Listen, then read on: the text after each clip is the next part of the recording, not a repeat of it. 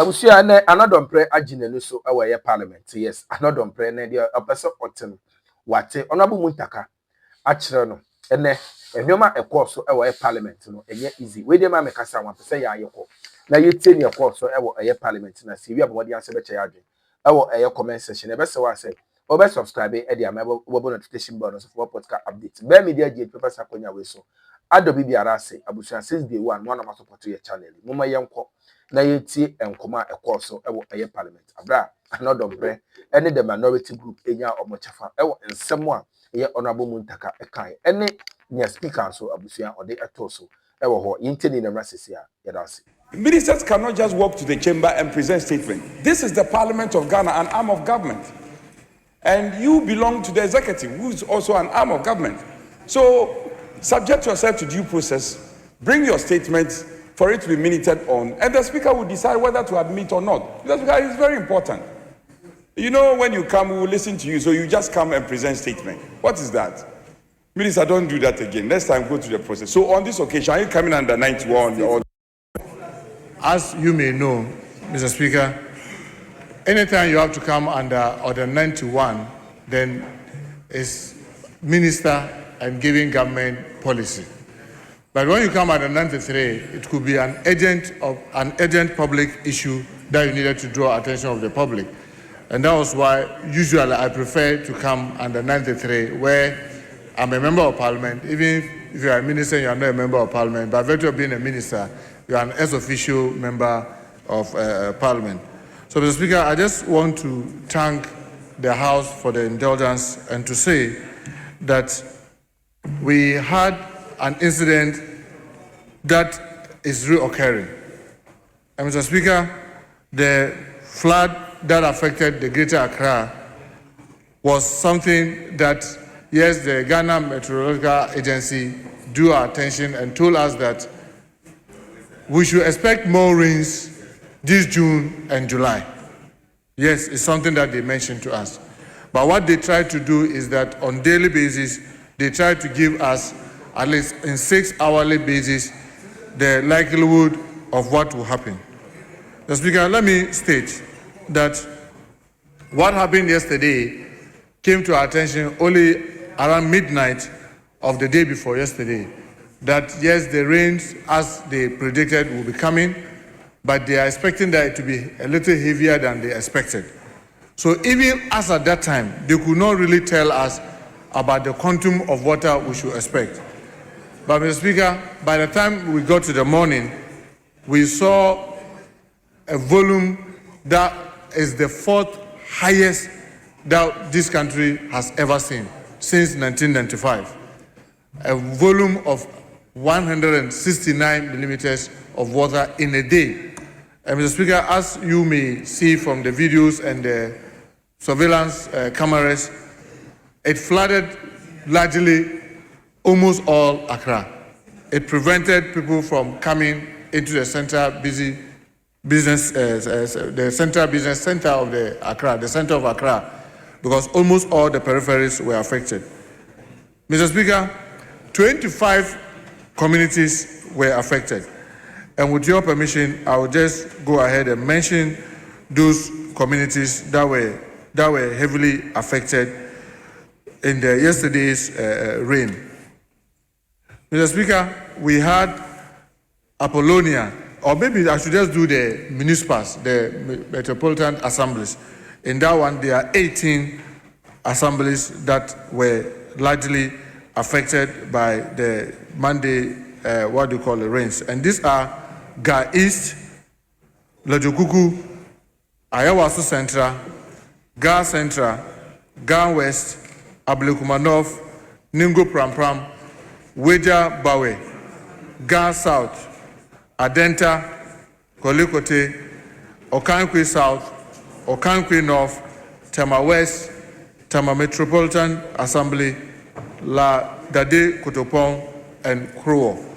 Mr. Speaker, the number of persons that were displaced in the various municipalities are Ga East.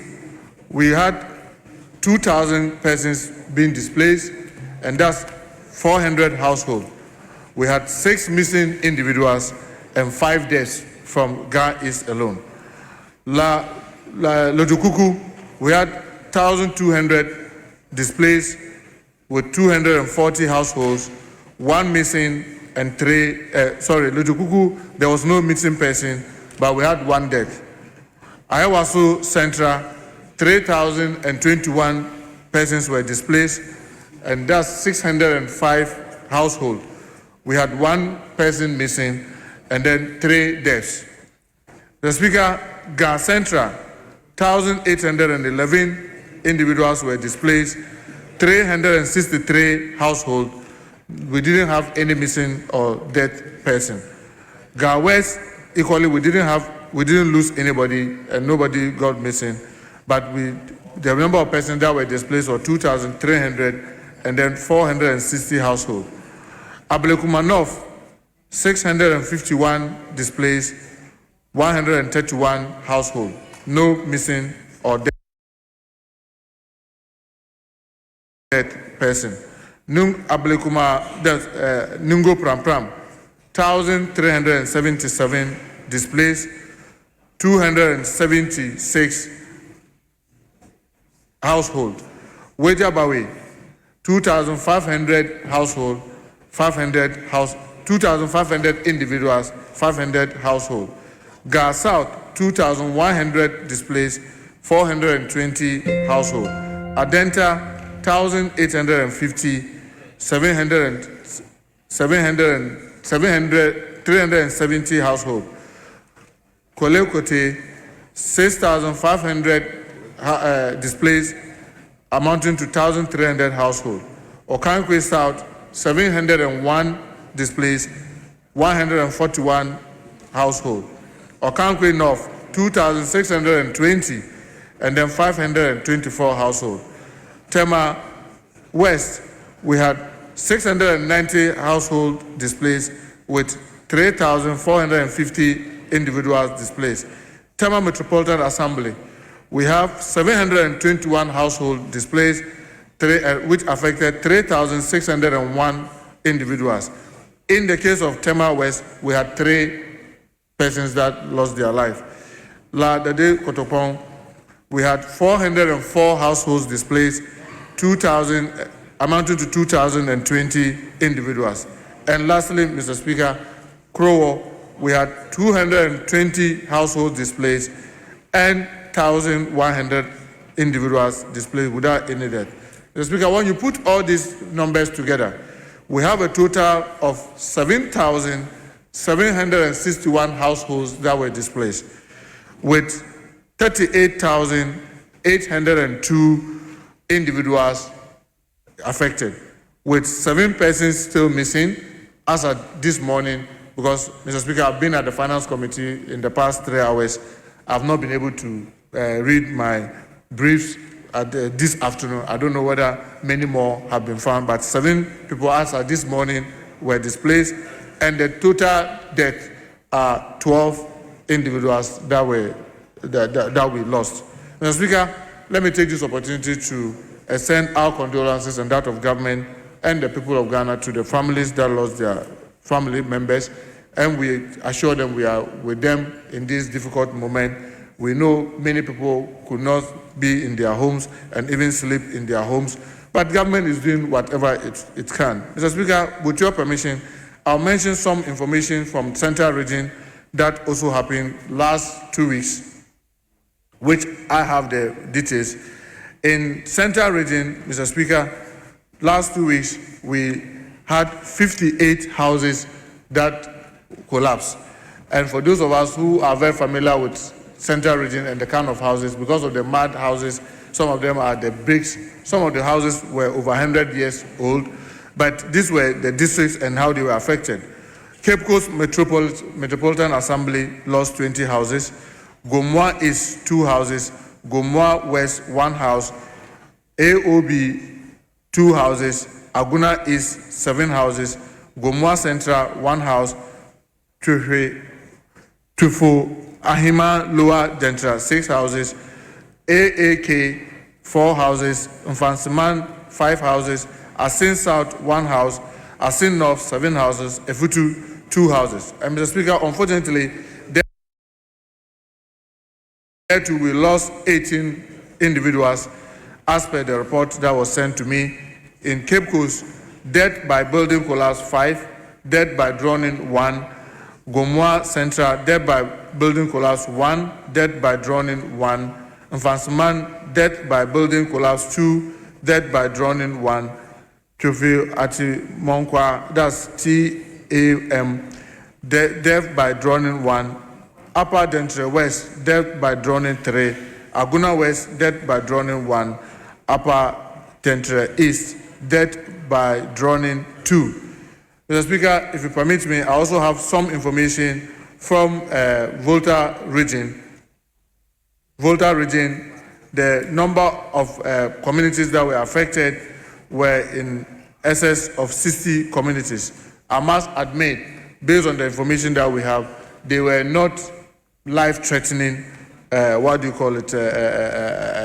situation in the case of Volta region. But the districts that were affected were Keta, and it has 7 communities that were affected. Annor had 6 communities that were affected. Ketu South had 6 communities that were affected. Ketu North had 6 communities that were affected. South Tong had 8 communities that were affected. Akachi had 9 communities that were affected. Gotiman Zokwe had 6 communities that were affected. Adakulo had 2 communities that were affected. Central Tong had 3 communities that were affected. North Tong had 2 communities. Host municipalities had 8 communities that were affected. Mr. Speaker, the same can be said of Western North, where in Samraboy we had a number of communities that were sunk. In fact, we had in excess of over 1,200 persons that were displaced in the Samraboy and its environs. Mr. Speaker, in the nutshell, to say that this was something that was a difficulty for us as a country. I must admit, Your Excellency, Mr. Speaker, if you look at the statistics that we received from the Ghana Meteorological Agency, it clearly states that in the month of June, we normally expect a lot of rains. But what happened yesterday gave us 169.2 millimeters of water. And this is the 4th largest volume of water in a day since 1995. And for the month of June, we had a total in month of June of 593.2 millimeters of water. And Mr. Speaker, is the highest our country has ever received in its history in 1 month, 593.2. The closest was in 2002, and that was 420.6 millimeters. And the other one was 2015, 380.3 millimeters. And these statistics, Mr. Speaker, I'll make it available for the House, are the things that, so it clearly shows that, yes, the human activities, pouring, refuse into our drain, building on waterways, all contributed. But naturally, it clearly shows that even if we had everything right, the kind of rains that we received in June and yesterday will have necessarily created some overflow and created some problem for us. Mr. Speaker, what have been government interventions since we got to know that we were going to run into crisis? Mr. Speaker, you realize that the Minister of Interior gave an alert and advisory to all citizens, especially in and around Accra, to stay home, and we're able to do this very early. Mr. Speaker, we believe that that has contributed largely into minimizing the kind of crisis that we could have had.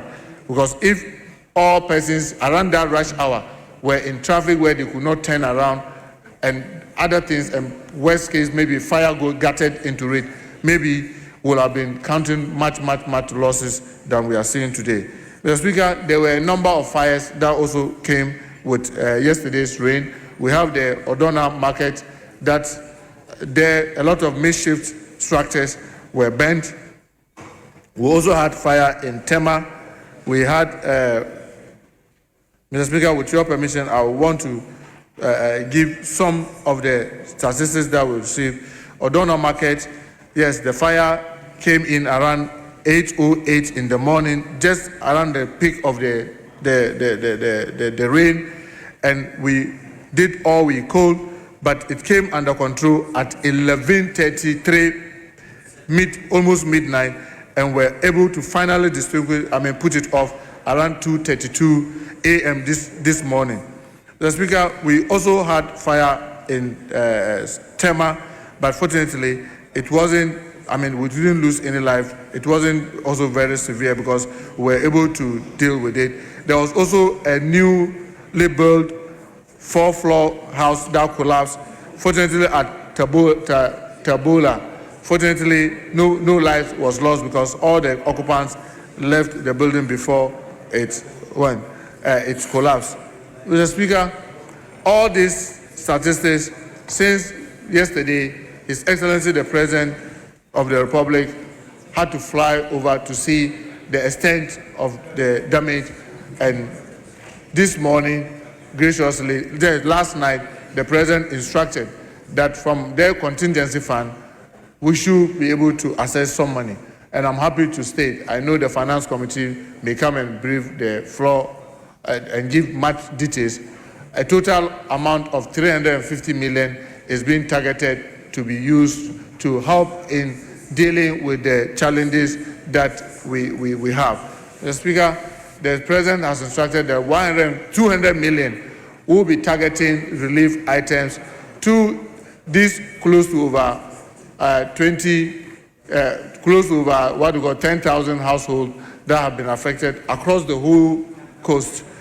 And the 150 will be used to mitigate the flood issues within this, the coastal area. Mr. Speaker, I must admit, when you look at Act 927, that's the National Disaster Management Organization Act. When you look at Section 21 of the Act, it clearly stipulates the Disaster Management Committee. And in the Disaster Management Committee, Mr. Speaker, if you permit me, we have almost all the relevant agencies being there, and it is chaired by the Minister for the Interior. As we speak, a meeting has been called at the presidency involving all these ministers to come so that we put our heads together and make sure that we deal with the issue. Mr. Speaker, if you permit me, Section 21, National Disaster Management Committee. There is established a National Disaster Management Committee.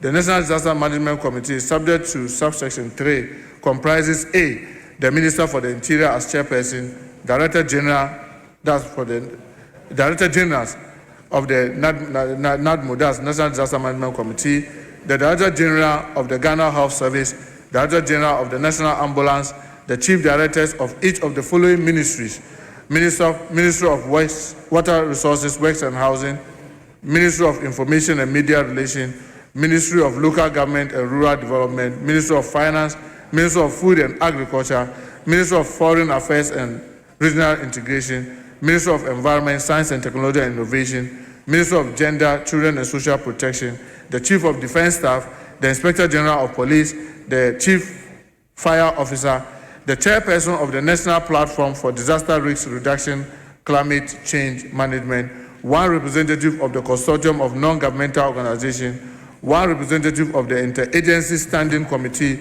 of the United Nations Country Team, one representative of the Ghana Federation of Disabled, and the legal officer of the National Disaster Management Organization as secretary. Mr. Speaker, we are of the view that we don't need to only go there with our chief directors. We want the ministers themselves to be there with the support of their chief directors, so that we give it the necessary attention that it requires. Mr. Speaker, we want to assure this House that these resources that is being extended to this committee will make sure that it is put to the best of use. We have even started the move with the acting defense minister that we should put our 48 engineers regiment in place to use the resources in making sure that all those clearance that needs to be done is done by the 48 engineers, so that we do not have to waste time in going through procurement challenges and all that. So we'll be using our own military to carry out as much as possible all they can be able to do. So, Mr. Speaker, yes, we've lost 12 lives, which is very unfortunate. I want to believe that as a country, we probably have to work very hard to ensure that we minimize these losses. Yesterday, I had the opportunity to speak on one of our prominent media houses, and I said, disasters will always come. It is how prepared you are that will determine the amount of loss that may be occurred. Because, Mr. Speaker, today, and I'm saying it not to water down the effect, but just to draw all of us attention that America is the richest country in the world. And one of its richest states is California. California state is the richest state in America. In fact, standing on its own, is the sixth largest economy in the world. Yet they had disaster and people lost their life. But they have all the money, they have all the measures. We are not using this as an excuse. Water will always come, but we must do what we can as people. And we are looking at this as a whole of government and a whole of society approach. We are looking at it as a whole of government and a whole of society approach, where individuals will have to take their responsibility, assemblies have to take their responsibility, those of us in government will have to take our responsibility and work very hard to ensure that we do not lose life unnecessarily. Mr. Speaker, I want to thank the House for the audience, and I hope that in our contribution, we will make sure that we do not degenerate this into politicking when our people are dying and people really need relief. Thank you so much, Mr. Speaker, for the opportunity.